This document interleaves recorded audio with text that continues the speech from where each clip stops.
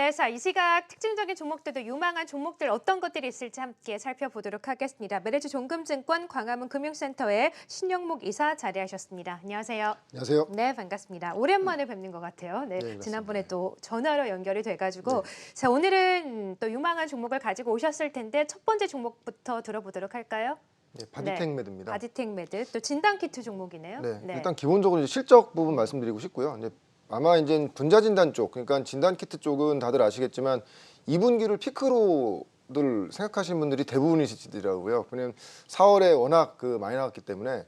근데 아마 분자진단 쪽, 진단키트 쪽은 하반기로 가면 갈수록 옥석가리게 나올 것 같고요. 2분기 실적을 과연 3분기 하반기에 더 뛰어넘을 수 있는지 없는지가 중요하거든요. 그래서 네. 지난주에도 제가 시즌 말씀드리면서 언급드린 부분이 2분기가 피크가 아니다. 하반기로 가면 갈수록 더 좋아진다. 3분기 실적도 기대해 볼 만하다고 말씀드렸고 네, 바디텍메드 역시도 네. 3분기 실적이 2분기 실적보다 더 높게 나올 것으로 기대하고 있습니다. 특히 예. 이제 뭐 기대감만으로 말씀드리는 것이 아니라 진단키트들은 대부분 다 수출을 하기 때문에 수출 데이터를 보면은 정확히 알 수가 있습니다. 바이텍메드도 7월에 수출 데이터 기준으로 봤을 때 한 80억 정도 나갔고 네. 8월은 한 150억 정도 나갔고요. 9월은 아마 8월보다 더 잘 나올 것으로 예상합니다. 왜냐하면 이탈리아에 또 신규 매출 부분이 발생된 부분이 있기 때문에 그렇게 된다고 하면은 바이텍메드의 3분기 실적은 시장 예상치보다 좀 어닝 서프라이즈가 나오지 않겠는가. 특히 이제 단순히 실적 부분만은 우리가 이제 주목해서 볼 것이 아니라 네. 향후에 진단 업체들은 항원 진단 키트를 갖고 있는 업체와 그렇지 않은 업체로 아마 차별화될 가능성이 굉장히 높거든요. 예. 다들 아시겠지만 진단 키트 자체가 분자 진단과 면역 진단으로 나눠지게 되는데 뭐 분자 진단 같은 경우는 다들 잘 아시다시피 시젠, PCR이라고 하죠. PCR을 하는 업체가 있고 면역 진단은 이제 항원 진단. 근데 이제 분자 진단 정확도로 따지자고 하면은 분자 진단이 훨씬 더 정확합니다. 가장 네. 정확도가 높은데 예.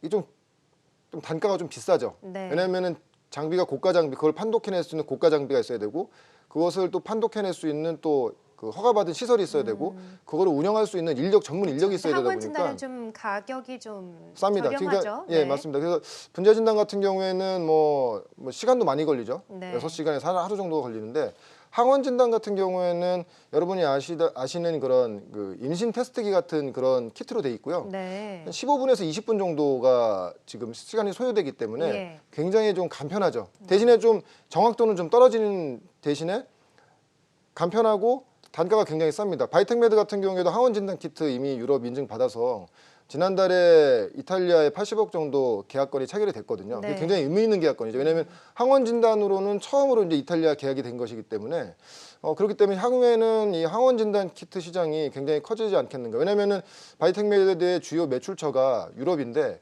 되게 지금 보시면 아시겠지만 유럽은 지금 2차 팬데믹 이미 들어왔거든요. 뭐 스페인이라든지 프랑스, 네덜란드, 벨기에 지금 확진자 수가 일일 확진자 수가 계속 최고치를 넘고 있고 뭐 스페인 같은 경우에는 뭐 수도 마드리드 지금 봉쇄하고 있는 그런 와중이기 때문에 네. 그렇게 된다고 하면은 바이텍메드의 항원 진단 키트가 이탈리아뿐만이 아니라 그 외의 지역으로도 이미 유로 인증을 받은 거기 때문에 하반기에는 이런 쪽으로 매출이 좀 큰 폭으로 확대되지 않겠는가. 네. 특히 실적은 언제 발표되나요? 아무래도 네. 이제 코스닥 종목들은 한 10월 말에서 11월쯤에 이제 발표될 것 같고요. 근데 예. 그 수출 데이터는 매월 15일 날 발표가 됩니다.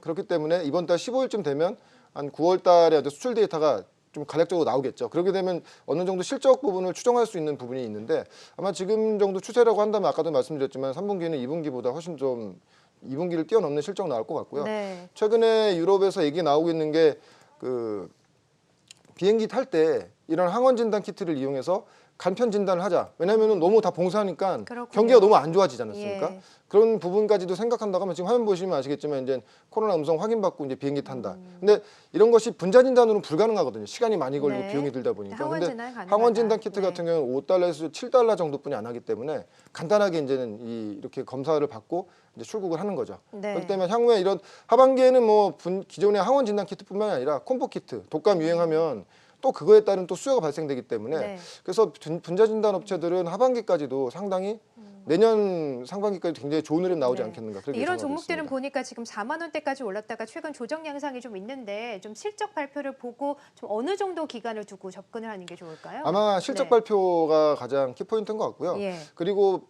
CJ는 이미 그 글로벌리하게 어느 정도 이제 매출이 올라온 회사이기 때문에 계속 좋아집니다. CJN의 주요 매출처도 유럽이거든요. 지금 유럽 뭐 지금 계속 사상 최고치로 계속 확진자 나오다 보니까 CJN 하반기도 계속 좋아질 것 같고 아마 10월 중순쯤에 수출 네. 데이터가 나오는 그런 또 때를 기점으로 해서 아마 예. 3분기 실적을 예측하기 때문에 그렇군요. 그 구간까지 아마 기대감으로 보셔도 상당히 좋을 것 같습니다. 네, 자 10월 중순 수출 데이터가 나올 때까지 이 바디텍메드 진단키트 종목은 좀 관심을 가져도 좋을 것 같다. 지금 약간 조정권이긴 한데요. 오늘도 4% 가까이 좀 상승세가 나오고 있습니다. 바디텍메드 공략을 해보자라고 하셨고 두 번째 종목은 또 반도체 종목을 가지고 오셨어요.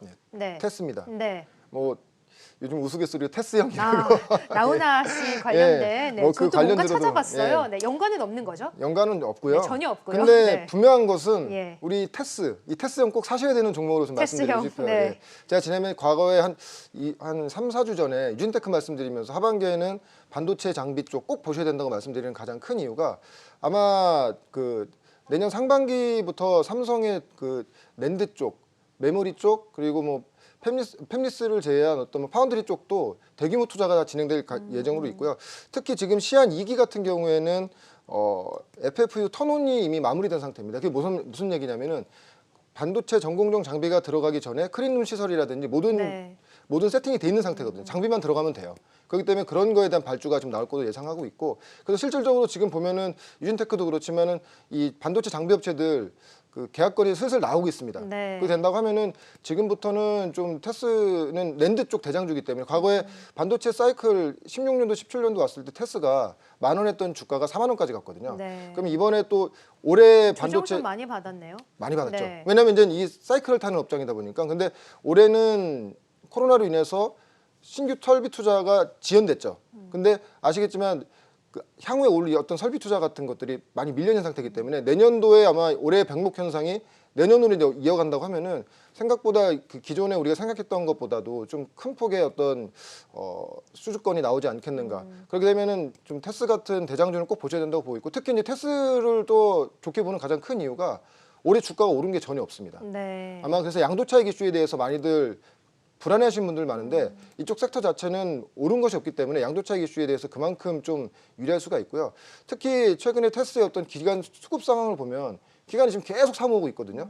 물론 아주 막 핫하게 막 사모으지는 않지만 최근에 보면 장이 조정받을 때 보면 기관의 어떤 매도 때문에 시장이 네. 굉장히 안 좋을 때 더 안 좋은 현상이 나오는데, 그런 구간에서도 기관에 지금 계속 매수세가 들어오고 있다는 거는 아마 이제 올해보다는 내년에 어떤 그 대규모 장비 투자의 어떤 기대감을 가지고 좀 슬슬 지금부터 사 모으는 것이 아닌가, 그쵸. 그렇게 예측할 수 있을 것 네, 같습니다. 또 반도체 업종은 또 단기적보다는 중장기적으로 볼만한 업종이기 때문에 그런 측면에서도 좀 끌고 갈 만한 종목인 것 같아요.